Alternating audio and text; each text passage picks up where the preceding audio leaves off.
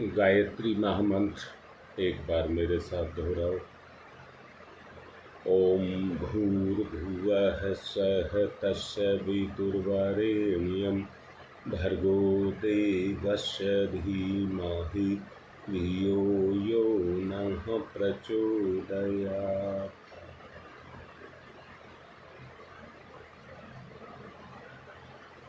आप में से जो 50 साल से ज़्यादा की उम्र के हैं वो इस बात के गवाह हैं कि पहले ये दुनिया, मेरा गांव, मेरा देश ऐसा नहीं था जैसा आज है। पहले जगह जगह खाई, खंदक, कटाव मिलते थे।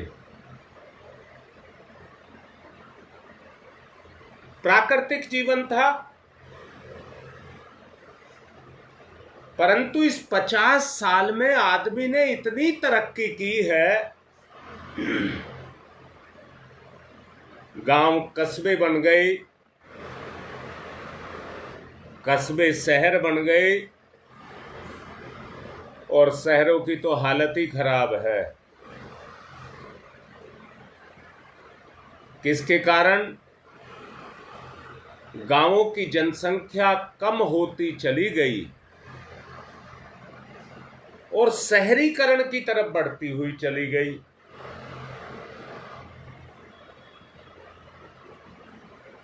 ये सारा का सारा कमाल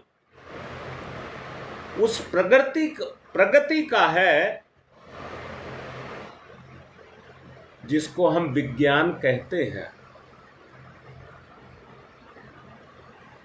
जिसको हम विज्ञान कहते हैं,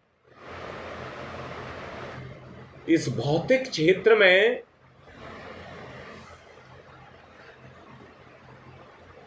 आदमी ने बड़ी रहस्यमयी उन्नति की है। पर एक बात तो मानोगे कि आदमी ने अपना दिमाग चलाया है। हाँ, ये हो गया कि वो एक ऐसी दिशा में चला गया। किसके कारण? सुख भोगी होने के कारण। सुख भोगी होने के कारण वो उस दिशा में चला गया जिसमें उसको नहीं जाना चाहिए था।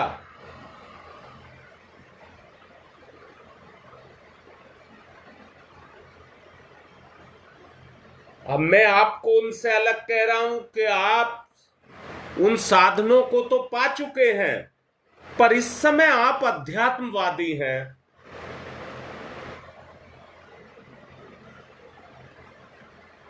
इस समय पर आप अध्यात्मवादी हो।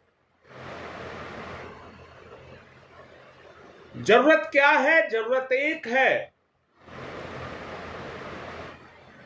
साधन सुविधाएं कम थी पर आदमी सुखी था। आदमी का विश्वास था, आदमी विश्वास को नहीं दिखने देता था।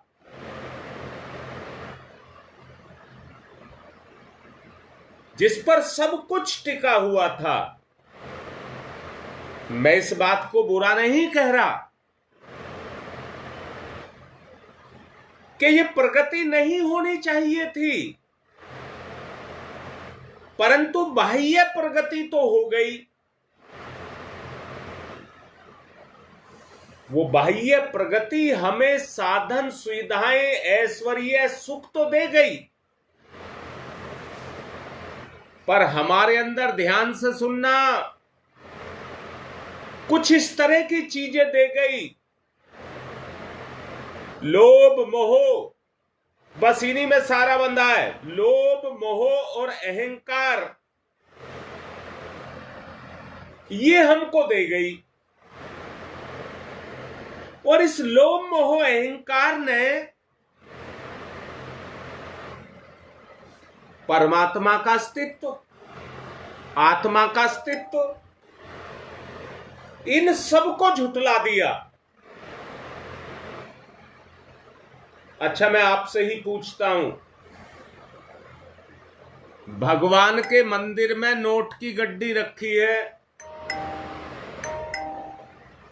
कल मैंने दो चीज बताई थी, जिव्या और जनेन्द्री। भगवान के मंदिर में एक नोट की गड्डी रखी है और आप गए भगवान को पाने के लिए। अपना स्वभाव, अपनी चेतना की गति को देखिए कि वो किस तरफ जाएगी। अपनी चेतना की गति को, अपनी गति को देखो, जो तुम्हारी निज की गति है। मैं सारा संसार सब कुछ को मना कर रहा हूं, पर अपने आप को देखिए, आपकी क्या गति है। बेटा, चाहूंगा आप लिखें। मैं फिर से कह रहा हूं, ये चेतना लोभ मोह अहंकार से प्रेरित है या नहीं है, ये मेरी गति है। और उसमें मेरी स्थिति ये पैदा हो चुकी है। भगवान के नाम पर हम ढोंग कर लेते हैं, पर वास्तव में ईमानदारी से भगवान की जरूरत किसी को नहीं है।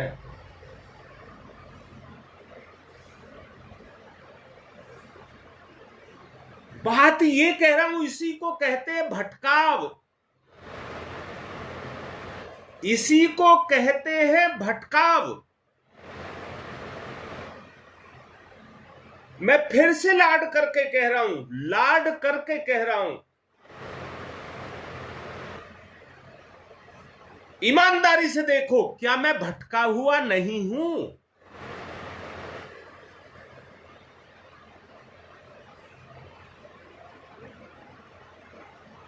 बेटा, इतनी हिम्मत अगर कर लो ललिता, तो मैं आपको क्या कहूं, इस भटकाव जो कहते हैं, अपने आप को भूल गया,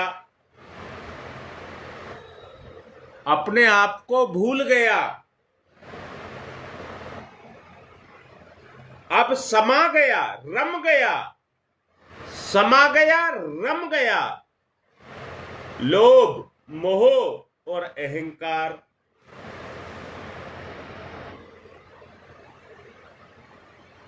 और यही सारे विनाश की, पाप की जड़ हैं। अब शकुंतला बता, अगर मैं भटका हूं तो कल शरीर छोड़ने के बाद मेरा क्या होगा? साफ साफ सुन ले। अब आपके लिए चुटकी बजा करके बदलने का तरीका है। शरीर है आपके पास, इससे आप भटके हैं, इसी से आप बदल सकते हैं।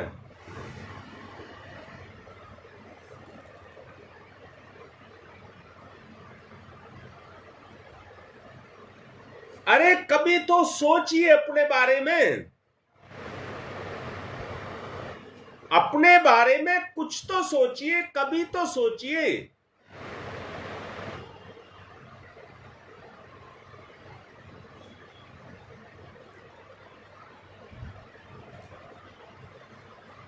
राकेश, ठीक लिख रहे हो, इसी बात को मैं समझाना चाहता हूं। अब मुझे बताओ राकेश, बताओ, मैं बदलना चाहूं तो इस समय अपने आप को बदल सकता हूं या मरने के बाद बदल सकता हूं?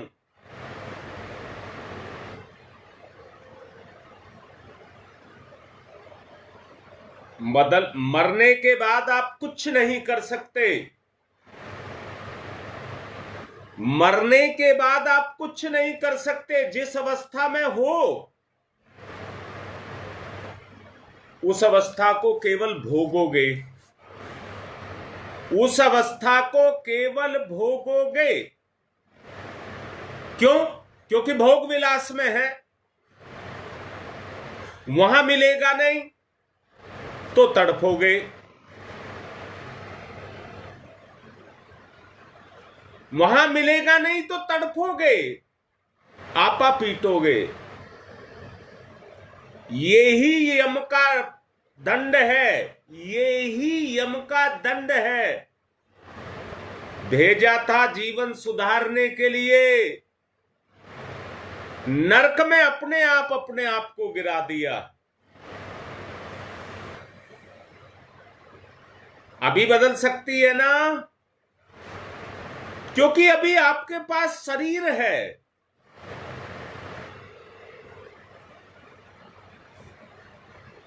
मरने के बाद कुछ नहीं कर सकते, तो भटकाव को दूर करना है।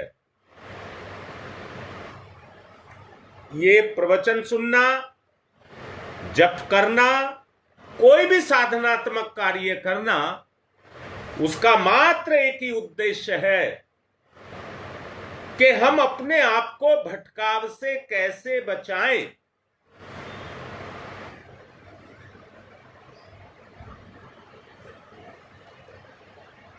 इन्होंने हमारी चेतना को जकड़ करके रखा है। अंदर से देखिए, हमारी चेतना को हमारी प्रवृत्तियों ने जकड़ करके रखा हुआ है। मैं दिग्भ्रांत हूं, मैं दिग्भ्रांत हूं। इसे भटकाव की चरम सीमा कहा जा सकता है कि नहीं कहा जा सकता? इस समय को जिसमें हम चल रहे हैं,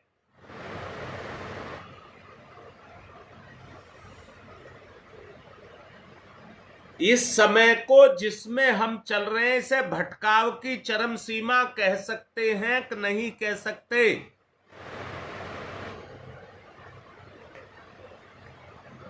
भटकाव का पहला सोपान यहीं से शुरू होता है कि मनुष्य अपनी सत्ता, महिमा, गरिमा और क्षमता के संबंध में पूरी तरह से विस्मृत हो जाता है।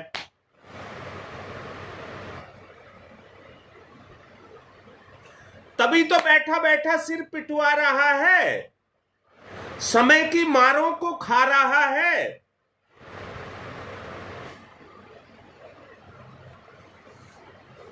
क्योंकि हम अपनी क्षमताओं को नहीं पहचान रहे।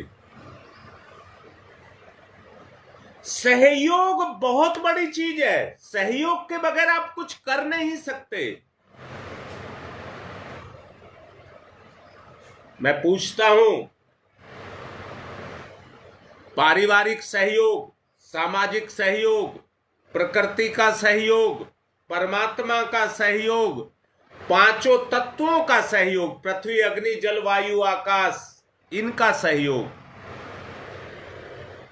ये जीवन सहयोग के आधार पर तैयार किया है कि नहीं किया है? चलिए, आप कहेंगे किया है, तो प्रकृति की भिन्नता क्या है? प्रकृति की भिन्नता, परमात्मा की प्रकृति कुछ और, मेरी प्रकृति कुछ और।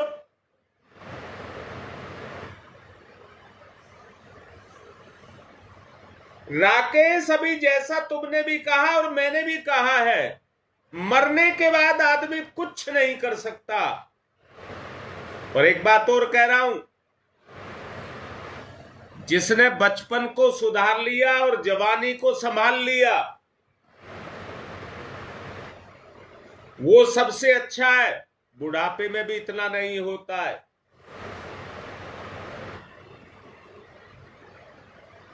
अच्छा, मैं एक बात और कह रहा हूं, गृहस्थ जीवन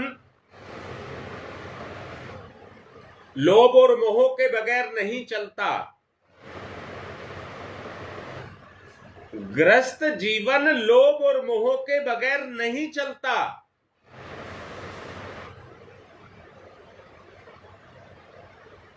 परंतु ये लोभ केवल उतना जितने की जरूरत है, इनसे भी हमारे गुण जगे।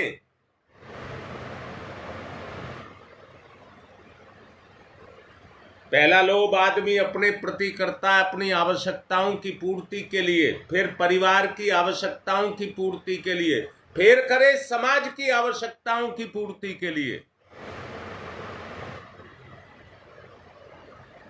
पहले अपने से प्यार करता है, फिर अपनों से प्यार करता है, फिर समाज से प्यार करता है।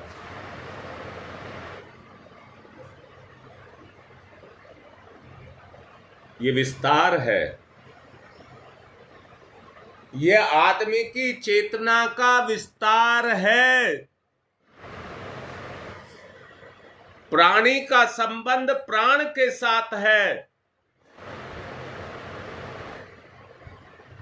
प्राणी पेट भरने और प्रजनन करने के लिए नहीं आया है।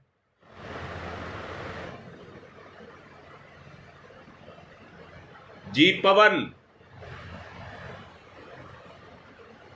मेरी बात आप लोगों को कितनी समझ आ रही है? समझ को मैं तब कहूंगा जब बुराई को छोड़ने का संकल्प आपकी चेतना से जगे। अरे मैंने कहा ये दुनिया उबड़ खाबड़ थी, आज तो मकान भी डिजाइन के बनाए जाते हैं। आज जो आदमी कर रहा है सब चीज को एक डिजाइन देता चला जा रहा है।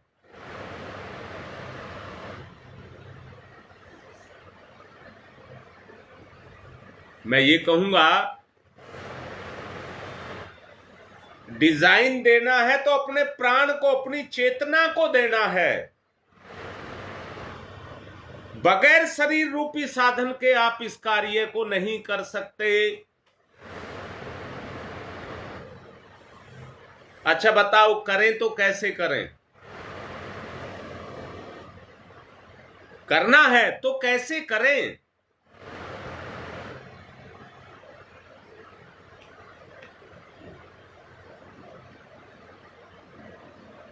अब बता रहा हूं शकुंतला, जो वर्जित है उसको वर्जना कहते हैं। उस वर्जना के लिए हमें मर्यादाओं में बंधना होता है। ध्यान से सुन लेना, जो वर्जित है उसको अपने पास तक ना आने देना, उसको अपने नजदीक ना आने देना। वो तभी संभव है। अरे घर में रहते हो तो घर के बाहर बाउंड्री भी बनाते हो, बाउंड्री के अंदर घर बनाते हो।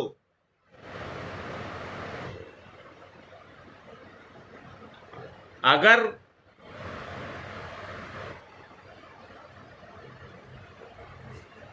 चाहते हो ये आत्मा आराम से रहे, आराम से रहे, जरा संधि विच्छेद करना आराम की।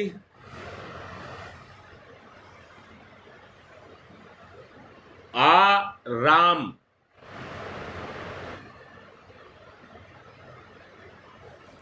मर्यादा पुरुषोत्तम, उसको राम कहते हैं, पर शरीर को नहीं, शरीर को नहीं। उन मर्यादाओं को जिसमें राम बंधा, उन मर्यादाओं में जिनके मुझे अपने आप को बांधना है। अगर बाउंड्री नहीं लगाई, अगर बाउंड्री नहीं लगाई तो चोर, उचक्के, उठाईगीर को रुकावट ही नहीं है, अपने आप घर में घुसेंगे और ले जाएंगे माल को।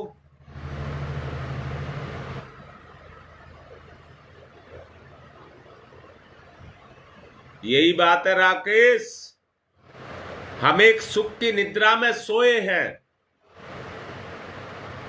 मैंने कहा है मर्यादाओं की बाउंड्री लगानी पड़ेगी। राम, जिसमें राम आ जाए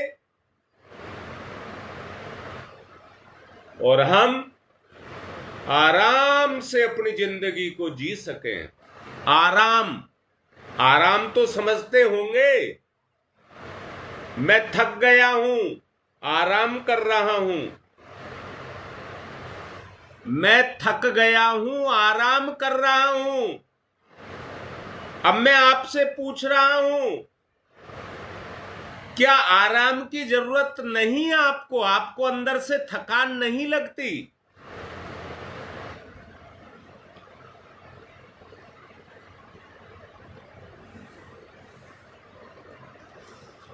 वर्जनाओं को त्यागना होगा, मर्यादाओं में बंधना होगा,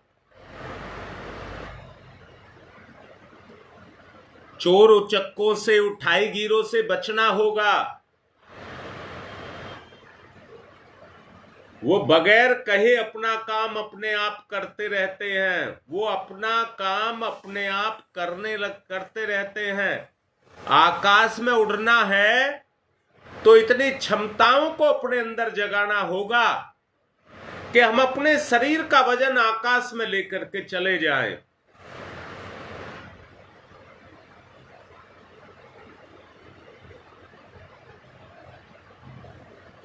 लाडली बेटी, तेरे संकल्प तो जगते हैं ललिता, तेरे संकल्प तो जगते हैं।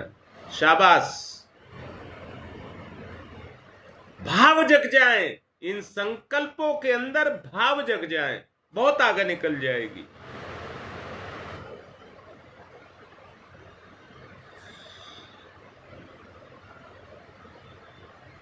पवन यही बात कहना चाह रहा था बेटा। एक शांत अवस्था में चली जाए, चेतना एक गर्भ में चली जाए, मर्यादाओं के प्रति जैसे जैसे श्रद्धा होती जाएगी, वर्जनाओं से बचने का तरीका अपने आप निकलता चला जाएगा। मैंने रविवार को बताया था, उत्तेजना, उत्तेजना, बंधनों में उत्तेजना है, बंधनों में उत्तेजना है। और उत्तेजना और बंधन को मजबूत करती है। उत्तेजना बंधन को और मजबूत करती है। और फिर कान खोल करके सुन लेना, जिंदगी में अवरोध पैदा करती है। अवरोध, रुकावटें, अवरोध।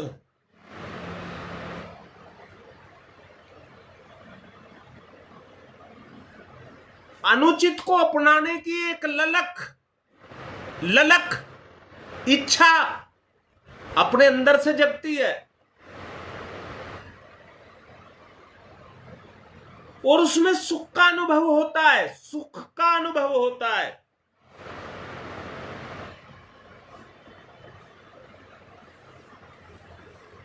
पवन, मेरी बात समझ आ रही है बेटा? सबको पूछ रहा हूं, मेरी बात समझ आ रही है? बताइए, किसके अंदर ये पैसे को देख करके तृष्णा किस में नहीं जग रही?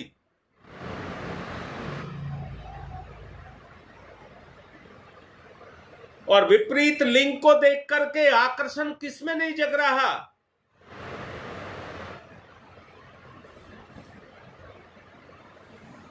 क्या मर्यादा पालन का उत्साह जगा?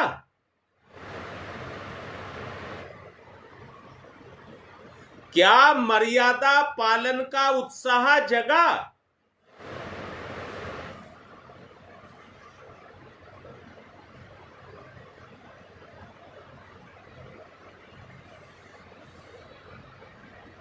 आवश्यकता मनमर्जी की,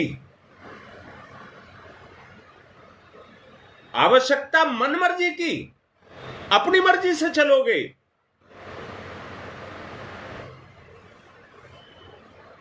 मनुष्य की भावना ही धारणा बनती है।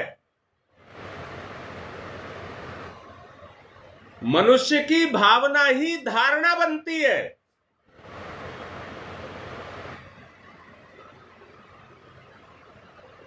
मेरी बात समझ आ रही है बेटा? समझ लो बहुत अच्छे से, नहीं तो मैं सुनाता रह जाऊंगा, तुम सुनते रह जाओगे।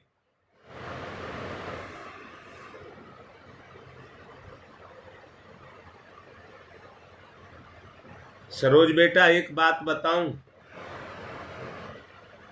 मुझे कहना तो इस बात को और समझा करके आ गए, कुछ दिनों में कहना था।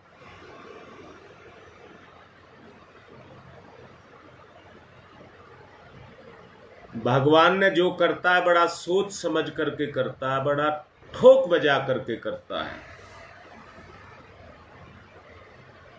तुम्हारी मां को ना खोता तो ये पीड़ा नहीं जगती।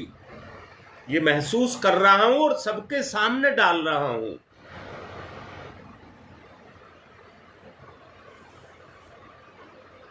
एक चीज मुझे समझ आ रही है,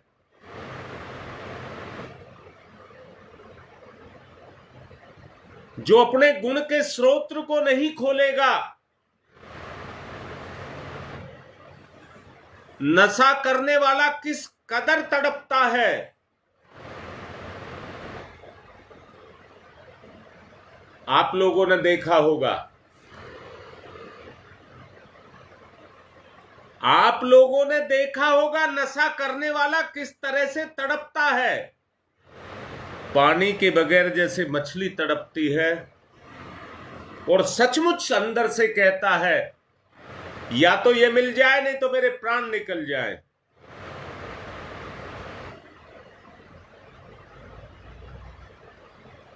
मर्यादाओं को तोड़ना इतना बुरा है।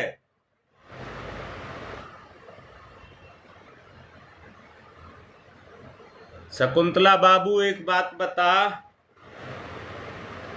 क्या औरत से अब घृणा करनी चाहिए? बैठ करके सोच रहा था, चिंतन कर रहा था।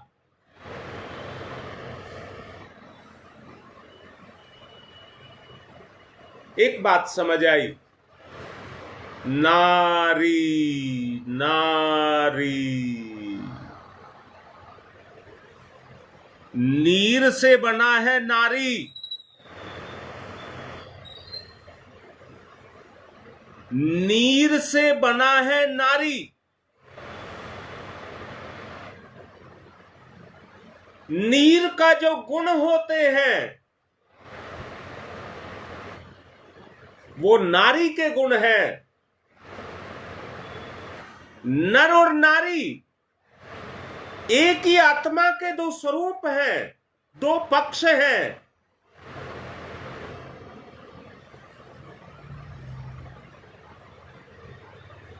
अगर हमारी भावना जागृत हो जाए,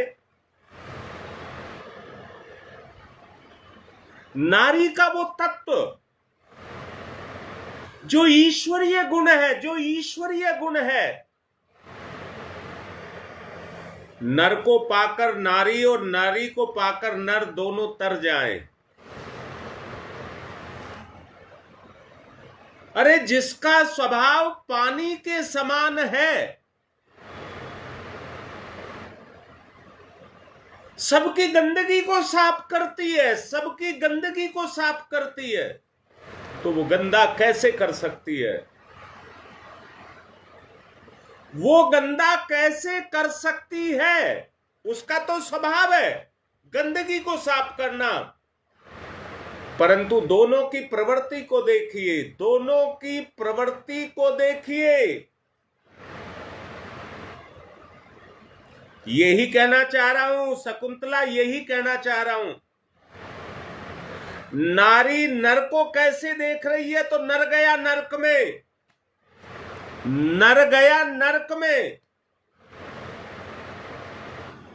और नारी भी गई उसके साथ नरक में। परंतु नारी तो इतनी बड़ी चीज है, बोलिए, अगर नारी पार उतरना चाहती है तो वो अपने नर से उतरती है कि नहीं उतरती है? अपने नर से नारी पार उतर जाती है। अर्थात नर का मतलब पति नहीं कह रहा हूं।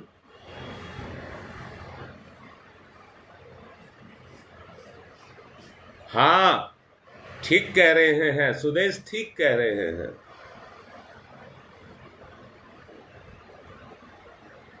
जरा अंदर से चिंतन और मनन करिए,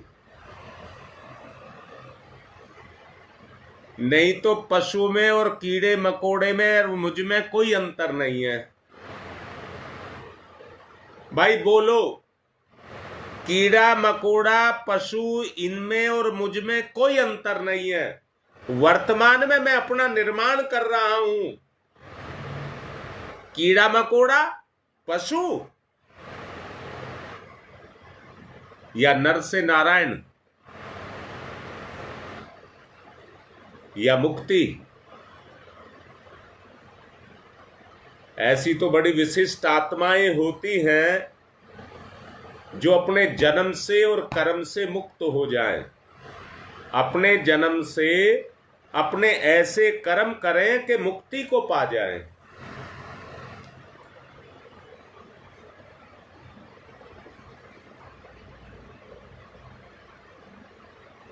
जिन्होंने लोभ मोह अहंकार को अपना लक्ष्य बना लिया है,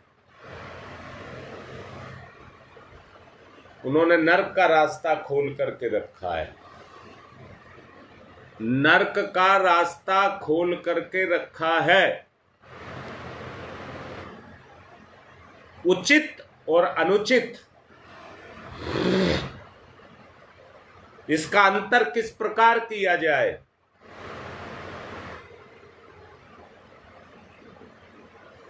रविवार को मैंने बहुत सारी बातें आपको बताई थी। शरीर का संबंध इंद्रियों के साथ है।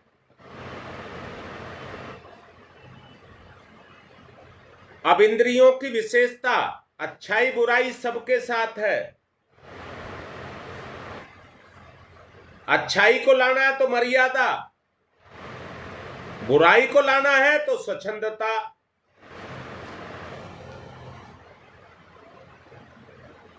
ये आपकी सांसारिक यात्रा है। हाँ राकेश, ये तो सब चाहते हैं। कोई मेरे सिर पर आकर के हाथ रख दे। अच्छा मुझे एक बात बताओ राकेश, परम पूज्य गुरुदेव ने मरो हुओं को जिंदा किया कि नहीं किया? रोगियों को रोग मुक्त किया कि नहीं किया? इतनी क्षमता हमारे गुरु में है।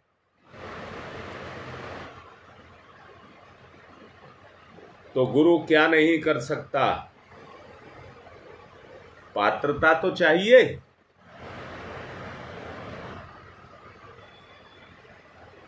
पात्रता तो चाहिए, या केवल इसलिए कि तुम मुझे सुनते हो और प्रवचन सुनते हो, आ जाते हो, ये तुम्हारी पात्रता हो गई। अभी मैं ललिता को कह रहा था, वो तो अंदर से आत्मा बोलती है। अंदर से आत्मा, जबरदस्ती कोई नहीं ले सकता। प्रधानता आत्मा की है, जिसको देती है। सेवा बहुत बड़ा गुण है, उसमें कोई छल कपट ना हो। मेरे से कल कोई कह रहा था, हाँ, मेरे से एक कह रहे थे, वो वहां गए हैं नंदनवन।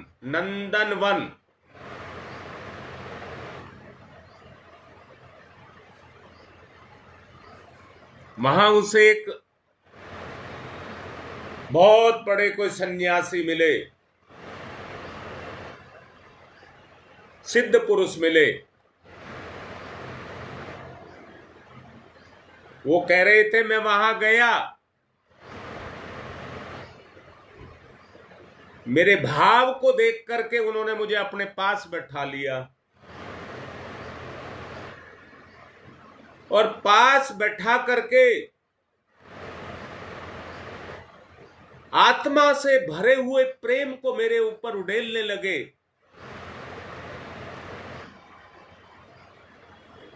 एक व्यक्ति 10-12 साल से उनकी सेवा में था वहां। वो मुझे बता रहे थे वहां ऐसी जड़ी बूटियां हैं कि अगर ठंड लग रही है तो 2 पत्ते आपको खाने के लिए दे देंगे, फिर आपको ठंडी नहीं लगेगी।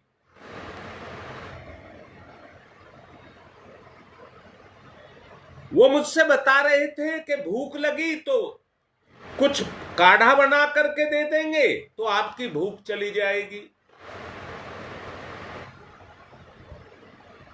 वो कह रहे थे कि वो ऐसे जीवन को जिसमें वस्त्र विहीन वो रहते हैं,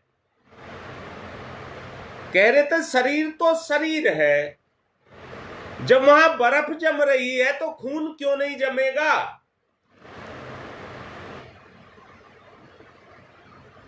परमात्मा ने ऐसी वहां पर जड़ी बूटियां दी हैं प्रकृति ने, वहां पर योगी जन वहां पर रह करके अपनी साधनाएं करते रहते हैं। और कह रहे थे वहां पर एक नदी जो बहुत आकाश से, पानी तो सारा जम जाता है, जमा हुआ होता है, पर एक नदी बताई जो आकाश से उतरती है, उसका पानी कभी नहीं जमता। सच क्या है ये तो मैं नहीं जानता, जो उन्होंने मुझे बताया मैंने उसको सच मान लिया और आपको भी बता रहा हूं। वो उसी का पानी पीते हैं और उसी में नहाते हैं। बहुत सारी बात उन्होंने मुझे बताई। उन्होंने जो उनका सहयोगी था उससे कहा जा ब्रह्म कमल लेकर के आ और इस बच्चे को दे दे। उसने मुझे बताया वहां पर चलना इतना आसान नहीं है, बर्फ में अगर गलत जगह पैर रखा गया तो आप अंदर भी धंस जाएंगे और फिर नहीं निकल पाएंगे।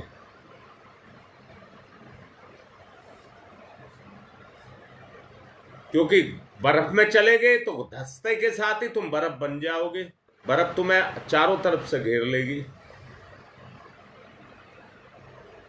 वो गया और बहुत समय लगा करके घूम करके आ गया। उसने कहा मुझे कहीं ब्रह्म कमल नहीं मिला।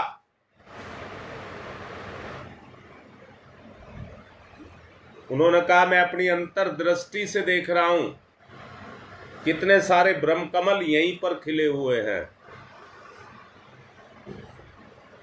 उन्होंने फिर भेजा उसको और जगह बताई, वहां चले जाइए, एक ही लेकर के आना, एक से ज्यादा नहीं लाना। वो उस जगह गया तो बाद में वो कह रहे थे मुझसे बताया ये आदमी 12 साल से मेरी सेवा में है, परंतु इसके पीछे एक मनसा है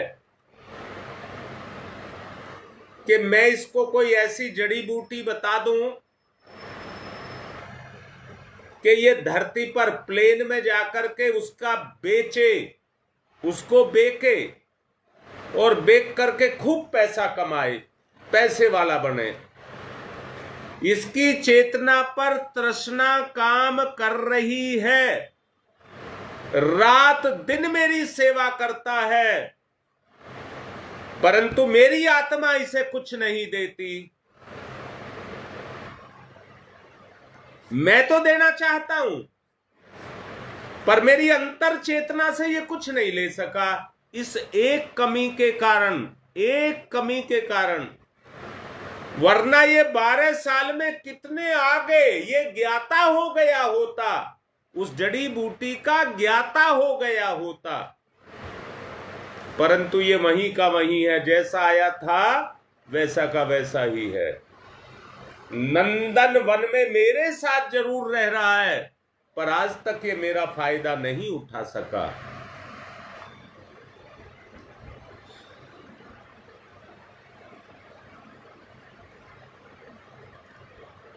बात समझाने का मैंने प्रयास आपको किया है भवबंधनों का। आज का समय क्योंकि पूरा हो रहा है, ये कहानी मैंने इसलिए सुनाई है, प्रार्थना करके कह रहा हूं, गुरु से कोई प्रलोभन वश भी मत जुड़ना, प्रलोभन वश भी गुरु से मत जुड़ना। सिर्फ एक ही चीज मन में रहे, अगर गुरु की आत्मा को आपने जीत लिया, गुरु की आत्मा को आपने जीत लिया, तो आपका उद्धार हो जाएगा, आपका उद्धार हो जाएगा।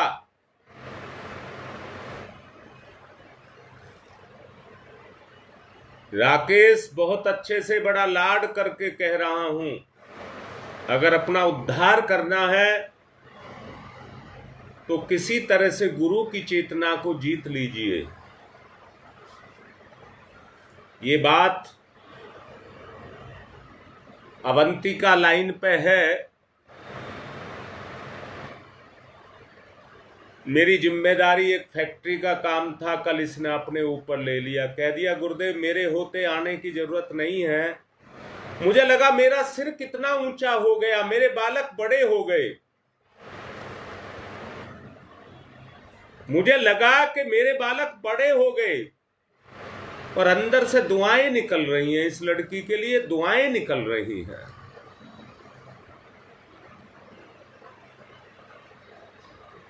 मुझसे ये कह रही है कि आपको आने की जरूरत नहीं है, मैं खुद करा दूंगी। मुझे कितना हल्कापन लगा, कितना अच्छा लगा कि मेरी जिम्मेदारी को कोई बांटने वाला पैदा हो गया।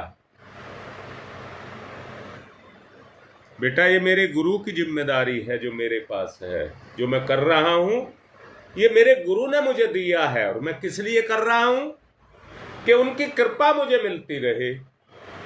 आज तक मैंने गुरु का कोई काम नहीं छोड़ा है, कुछ हो जाए। मैं कभी आज तक ना बीमार हुआ भी तो मैं नहीं हुआ, शरीर हुआ, अपने आप को कभी बीमार घोषित नहीं किया। आप सबसे भी कहूंगा, इसको एक जरूरत है बेटा, सब इसके लिए खोल नहीं रहा हूं, इसको एक जरूरत है, सब इसके लिए दुआ करना, मेरी तरफ से मेरा कहा मान करके इसके लिए दुआ करना। ओम तमसो मा ज्योतिर्गमय, तमसो मा ज्योतिर्गमय, तमसो मा ज्योतिर्गमय, असतो मा सद्गमय, असतो मा सद्गमय, असतो मा सद्गमय, मृत्योर्मामृतं गमय, मृत्योर्मामृतं गमय, मृत्योर्मामृतं गमय, तमसो मा ज्योतिर्गमय, ज्योतिर्गमय, ज्योतिर्गमय, असतो मा सद्गमय, सद्गमय, सद्गमय, मृत्योर्मा गमय, अमृतम गमय, अमृतम गमय। दोनों हाथ रगड़िए, मुख पर फिराइए। आज की बात को यहीं विराम दे रहा हूं। आपकी चेतना मजबूर हो जाए चिंतन करने में। जो मैंने बोला है ये गुरु का ज्ञान है, इस पर मजबूर हो जाए चिंतन करने के लिए। अच्छा मुझे एक बात बताओ, चिंतन करने पर ही छोटी सी बात कह रहा हूं,